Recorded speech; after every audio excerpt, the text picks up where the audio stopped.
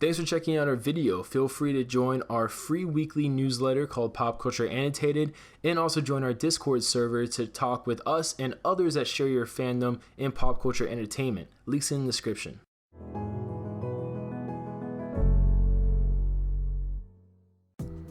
Thanks to recent TV spots and the IMAX footage for Godzilla King of the Monsters, we finally have enough pieces to the puzzle to figure out how Ghidorah wakes up in the film. At the Monarch facility in Antarctica, the characters of Dr. Emma Russell, along with her daughter Madison, are analyzing data next to Ghidorah frozen in a sheet of ice. It's unknown what's being analyzed besides the scans of brain activity indicating Ghidorah is still alive underneath the ice. It's interesting because Ghidorah may have been released as a test for the Orca device, which has been stated to allow communication and potentially manipulation of the Titans in the film. It would also make sense for the scene of Ghidorah awakening to occur after Dr. Russell finds Mothra, as shown in early trailers. Presumably she uses the Orca on Mothra, which provides her with the confidence to attempt it on Ghidorah. Personally, I think Ghidorah isn't as responsive to the Orca as he is alien in nature, which is different to the rest of the Titans. The Orca, if it operates similar to how actual orca whales communicate, would use sound waves. These sound waves, or potentially unknown waves, would use sounds of certain frequencies to communicate and later persuade certain actions of the targeted Titan. This isn't too dissimilar to how Aquaman can communicate and command the aquatic life within the oceans of the DC universe.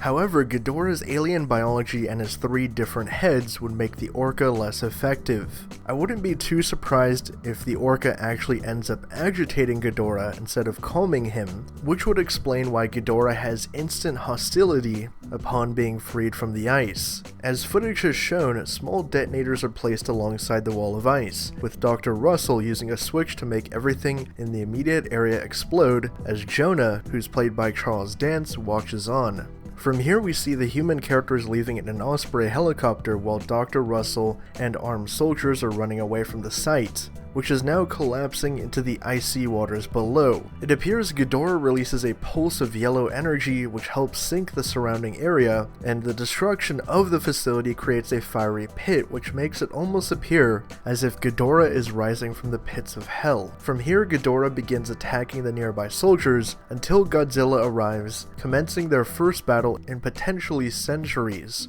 Godzilla unleashes a powerful beam of atomic breath which is dodged by Ghidorah as it responds with its own gravity beams. Now, it's unknown who technically will win in this fight, but it's safe to assume that Ghidorah will defeat Godzilla, as the movie is over 2 hours in its runtime and this fight takes place pretty early on. I would personally enjoy seeing Ghidorah turn the Orca on humanity, somehow through him maybe mimicking the sound waves, or if Ghidorah has the intelligence to understand what the Orca does, it would essentially give him the capability to communicate and or control other Titans. I would find that challenge interesting for Godzilla, but likely a plot hole would develop surrounding how Godzilla is immune to the Orca device. But post your thoughts down in the comments below. What do you guys think about this, and how excited are you to see Godzilla King of the Monsters in just over a month now? For more on Godzilla and everything pop culture, be sure to subscribe to HN Entertainment.